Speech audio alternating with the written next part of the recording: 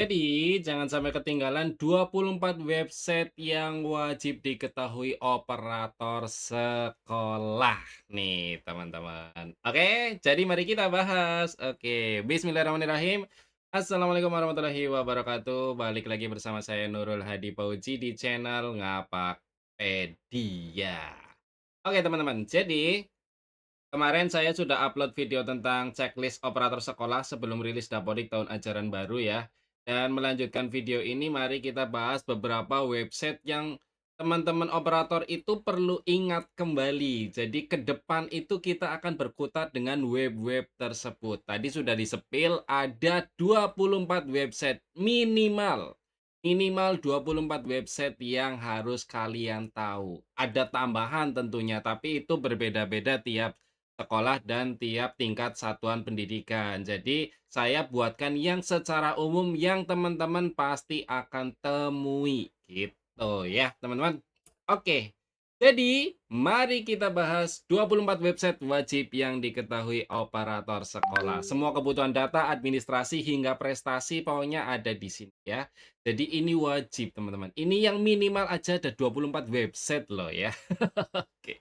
Jadi mari kita bahas di sini, ini dia. Jadi nanti websitenya itu ada saya kelompokkan ke 7 klasifikasi ya, dan tiap klasifikasinya ada beberapa website, totalnya ada 5, 4, 3, 3, 1, 6, dan 2, yang totalnya jadi 24 website, dan akan saya jelaskan tentunya satu per satu ya. Tapi sebelum masuk ke penjelasannya, saya ingatkan buat teman-teman, ikuti Ngapakpedia di saluran WA Ngapakpedia, di YouTube Ngapakpedia, di TikTok Ngapakpedia, serta Instagram Ngapakpedia. Ya, jangan lupa di-follow karena di sosial media itu kita sering balas-balasan komentar ya. Yang paling penting di WA nih, ini yang paling sering update. Oke? Terima kasih. Kita lanjut ke 24 website wajib diketahui operator sekolah. Yang pertama, yang pertama tentu induknya pekerjaan operator sekolah adalah website Dapodik, dapo.kemdikdasmen.go.id. Di sini tempat melihat berita Dapodik dan rilis Dapodik. Ya, jadi kalau ada berita rilis Dapodik ya di sini ya. Tempat download installer Dapodik dan keperluan Dapodik lainnya. Pokoknya inilah sebelum kalian kerja Dapodik itu ya di sini ngecek nyari dah rilis atau belum ya. Ini yang pertama. Yang kedua, ada website namanya manajemen sekolah, sp.data.kemdikdasmen.go.id. Di sini itu adalah portal data sekolah. Ini bisa kita lakukan update akun guru, kemudian atur mutasi PTK, kemudian atur mutasi siswa juga. Kemudian penambahan siswa baru, kemudian pendataan kerusakan Sarpras ya yang upload form PUPR itu juga di sini, dan berisi data dapodik lainnya khusus satuan pendidikan atau khusus sekolah tertentu ya. Jadi misalnya sekolah A ya hanya bisa melihat data sekolah A saja gitu, teman-teman ya. Kemudian yang selanjutnya ada website namanya SDM Data Kemdikdasmen, sdm.data.kemdikdasmen.go.id.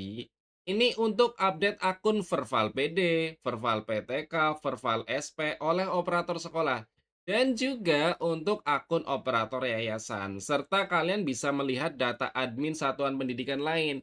Misal kalian mau mencari data operator sekolah A, kalian lihatnya di sini. Nyari data operator sekolah itu di sini. Termasuk pergantian operator sekolah juga akunnya di sini semuanya, ya. Jadi ini penting diketahui. Kita lanjut ke website yang keempat yaitu vervalpd.data.kemdikdasmen.go.id.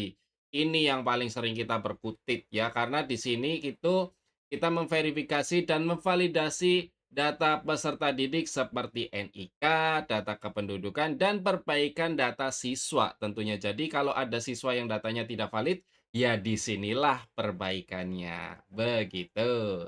Kita lanjut yang kelima yaitu Verval PTK. .data.kemdikdasmen.go.id. Di sini itu untuk verifikasi dan validasi data guru.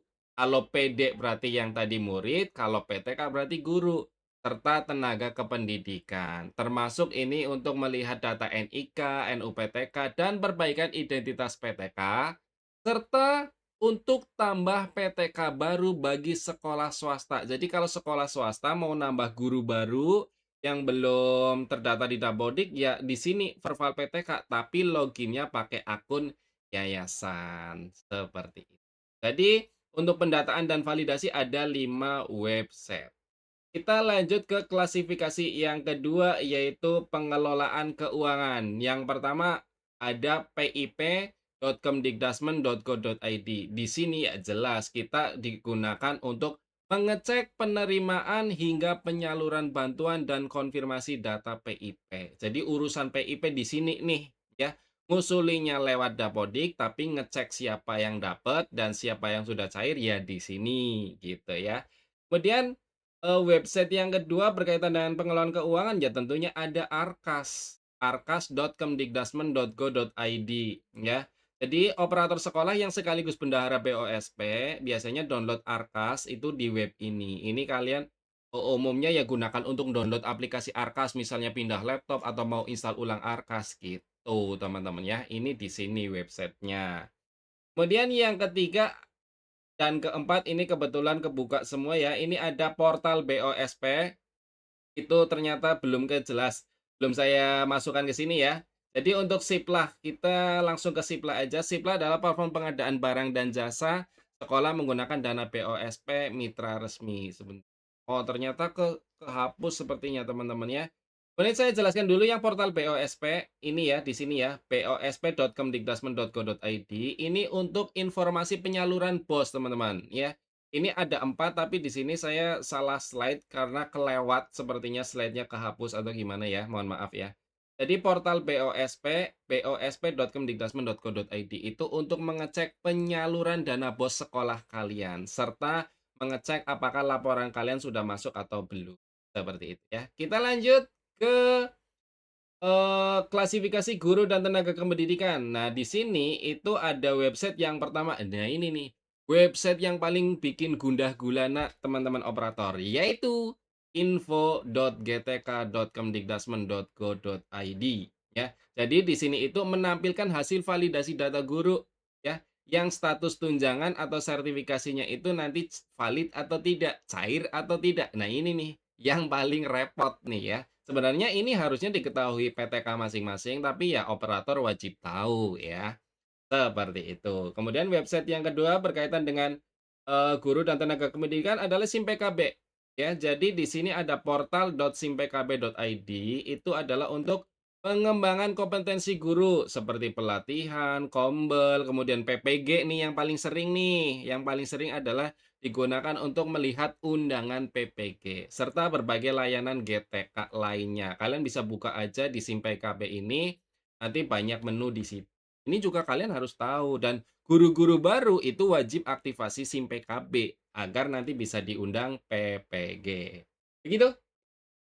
Kita lanjut yang ketiga yaitu PTK Datadik. Nah ini ptk.datadik.kemdikdasmen.go.id itu digunakan PTK untuk melihat data diri dan data-data terkait dirinya sendiri di Dapodik seperti beban mengajar, tugas tambahan, dan SK-SK lainnya. Jadi tanpa melihat aplikasi Dapodik, guru maupun kepala sekolah bisa melihat datanya yang ada di Dapodik melalui website ptk.datadik.kemdikdasmen.go.id. Nanti dari website PTK ini akan kekirim ke info GTK untuk validasi guru yang sudah sertifikasi. Kalau guru yang belum sertifikasi, nggak usah ngulak-ulik info GTK, ya nggak ngaruh. Oke, kita lanjut. Yang selanjutnya yaitu berkaitan dengan asesmen dan evaluasi. Kalau tahun-tahun sebelumnya ada ANBK ya. Jadi anbk.kemdikdasmen.go.id itu untuk portal pelaksanaan ANBK, mulai dari pengelolaan peserta hingga pelaksanaan asesmen. Ini sepertinya sudah tidak ada untuk tahun ajaran ke depan karena ANBK sudah digabung dengan TKA ya. Kemudian di sini juga ada BioAN. BioAN itu adalah pendataan sebelum masuk ke web ANBK. Juga ini kemungkinan tidak lagi digunakan, kemungkinan ya karena kita sudah langsung menggunakan website tka.kemdikdasmen.go.id. Ini masih digunakan. Portal pelaksanaan TKA ya, mulai dari pendataan hingga administrasi pelaksanaannya. Nah, TKA ini diselipi ANBK di dalamnya. Jadi poin satu ini sekarang sudah masuk di web TKA juga, bareng sama TKA gitu, teman-teman ya. Itu klasifikasi yang keempat, kita masuk klasifikasi web yang kelima yaitu kelulusan dan ijazah. Ya, kalau lulusan dan ijazah hanya satu websitenya, ijazah.data.kemdikdasmen.go.id. Di sini operator sekolah menggunakan website ini untuk pengelolaan, verifikasi, dan penerbitan ijazah elektronik. Ya, pokoknya yang berkaitan dengan e-ijazah, ya di sini websitenya. Gitu ya. Kita lanjut klasifikasi yang keenam yaitu layanan digital. Waduh, sepertinya ini kepotong. Mohon maaf ya teman-teman ya, sebentar. Kita pause dulu. Oke, kita lanjut lagi. Untuk layanan digital ada pertama yaitu website Belajar ID. Ya, ini udah tidak asing ya. Jadi website Belajar ID ini untuk layanan pengelolaan akun Belajar ID yang menjadi identitas digital warga sekolah untuk mengakses berbagai platform Kemdikdasmen. Jadi kalau yang mau tahu akun Belajar ID-nya apa, ya di sini di web Belajar ID. Baik guru, kepala sekolah maupun siswa yang bisa melihat datanya adalah operator sekolah tentunya ya. Kita lanjut ke website yang kedua berkaitan dengan layanan digital adalah Rumah Pendidikan. Nah, di sini itu rumahpendidikan.go.id adalah portal layanan digital Kemdikdasmen yang mengintegrasikan berbagai layanan pendidikan dalam satu platform seperti ruang guru, ruang murid, yang kayak gitu-gitulah teman-teman ya. Yang berkaitan dengan IFP kemarin, kan fitur ruang murid itu ada, dan lain sebagainya. Pokoknya kalian bisa buka ini, kalau yang baru tahu ya buka aja. Nanti kalian bisa lihat, oh ini fungsinya, seperti itu ya. Yang ketiga ada referensi data pendidikan. Referensi.data.kemdikdasmen.go.id.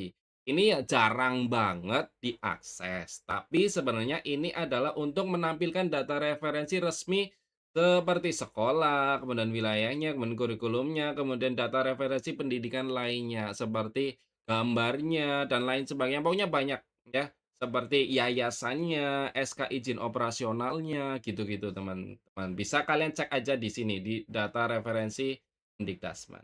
Oke? Kita lanjut yang selanjutnya ada raport pendidikan. Nah, ini biasanya dipakai di awal tahun ajaran tuh atau biasanya di tiap semester ya.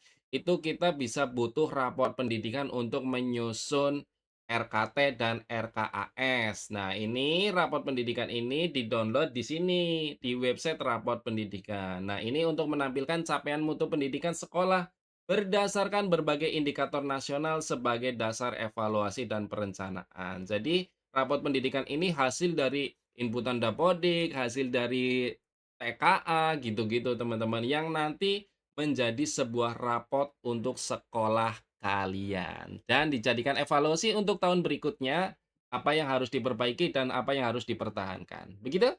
Kita lanjut ke website yang paling penting, itu nisn.data.kemdikdasmen.go.id ya.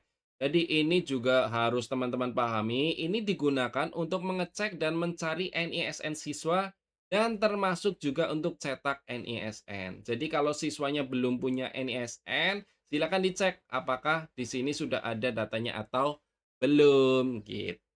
Ya, jangan sampai siswanya tidak masuk ke website ini atau NISN-nya dianggap tidak aktif. Wah, repot nanti ya.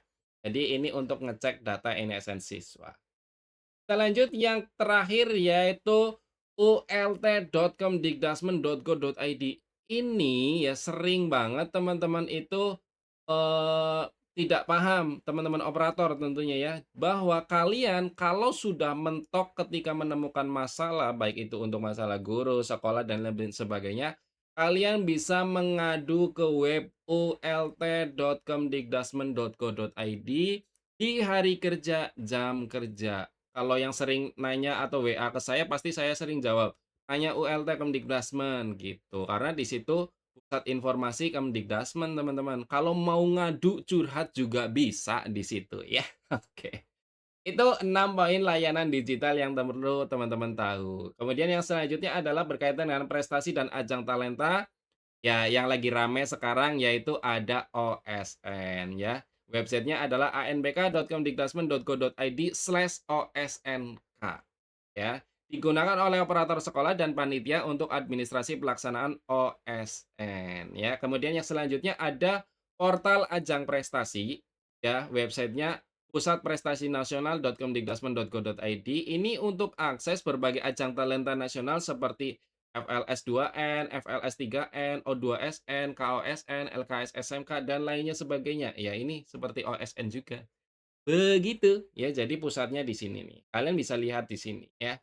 Nih, kalau saya 2 hal ini sangat jarang karena saya belum pernah ikut. Semoga tahun depan bisa ikut, ya.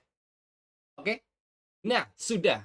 Jadi itu penjelasan 24 website wajib diketahui operator sekolah dan sudah kami kelompokkan berdasarkan klasifikasinya, sehingga pendataan dan validasi ada 5 website, pengelolaan keuangan ada 4 website, guru dan tenaga pendidikan 3 website, asesmen evaluasi 3 website, kelulusan ada 1 website, layanan digital ada 6 website, prestasi dan ajang talenta ada 2 website. Totalnya 24 website. Tapi, jika teman-teman merasa ada website yang penting yang belum saya sampaikan, ayo mari kita bahas di kolom komentar. Jika ada yang belum masuk, silakan tambahkan di kolom komentar. Kita lengkapi bersama untuk operator sekolah yang lebih hebat ya.